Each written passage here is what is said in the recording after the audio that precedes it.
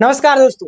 सहायक आचार्य भर्ती को लेकर के चौंकाने वाला खुलासा सामने आया और रिजल्ट को लेकर के भी कई सारे अपडेट है जो सामने आ रहे हैं। आप यहाँ पे ध्यान दीजिएगा कि बड़ी खुशखबरी निकल करके आ रही है। अब इंतजार खत्म, अब होगा यानी कि फाइनल डिसीजन, गेम चेंज, यानी कि चौंकाने वाला अपडेट। और भी कई सारे मामले हैं जिसको लेकर के हम बात करने वाले हैं।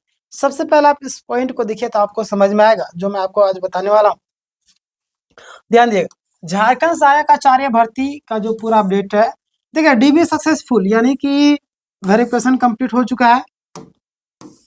आगे का क्या क्या प्रोसेस है, तो यहाँ पे कई कैंडिडेट है जिनका जो डीबी सक्सेसफुल हो चुका है, लेकिन कोर्ट में पिटिशनर बने हुए है ना, कोर्ट में पिटिशनर बने हुए। और आगे बात करते हैं जिनका मार्क्स कट ऑफ से ज़्यादा है और ज्वाइनिंग नहीं मिली है।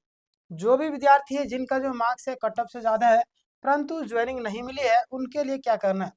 अब देखिएगा, आप जीएसएससी ऑफिस में आपको आवेदन करने को कहा गया है। क्लियर, जो लोग नहीं किए जा करके कर लीजिएगा। और नई मेरिट लिस्ट बनने पर कट ऑफ नीचे जा सकता है। देखिए, अभी नई मेरिट लिस्ट बनेगा तो जाहिर सी बात है कट ऑफ नीचे जाने की संभावना काफ़ी ज़्यादा है।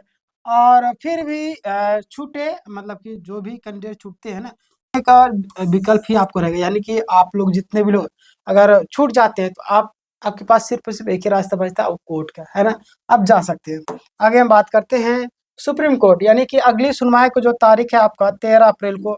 12 तारीख को आपका उत्पाद सिपाही की परीक्षा है। बहुत सारे कैंडिडेट को दिया गया है अलग अलग जगह में। तो उसके बाद आपका 13 अप्रैल को 2026 को आपका सुनवाई है और बड़ा फैसला आने की संभावना है। क्लियर, आगे बात करते हैं नॉर्मलाइजेशन केस का जो इशू है ना, बहुत लोग जो है इसके खिलाफ केस कर चुके हैं। नॉर्मलाइजेशन के खिलाफ बहुत सारे कैंडिडेट है जो केस कर चुके हैं। और मुख्य पॉइंट अगर बात करें नियमावली यानी कि रूल को लेकर, रूल में भी कई सारे बदलाव किए गए हैं, है ना। देखिएगा, नियमावली यानी कि रूल में नॉर्मलाइजेशन का जिक्र नहीं है, लेकिन विज्ञापन में था।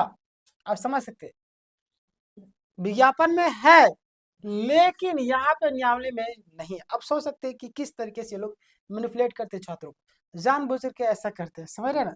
आगे बात करते हैं नियम, अगर दोनों में फर्क हो, जाहिर सी बात है अगर आपका दोनों में फर्क हो तो नियमावली को प्राथमिकता मिलती है। समझ रहे, किसको प्राथमिकता मिलती है, तो नियमावली की। इसीलिए कैंडिडेट के पक्ष में मजबूत केस है। क्लियर।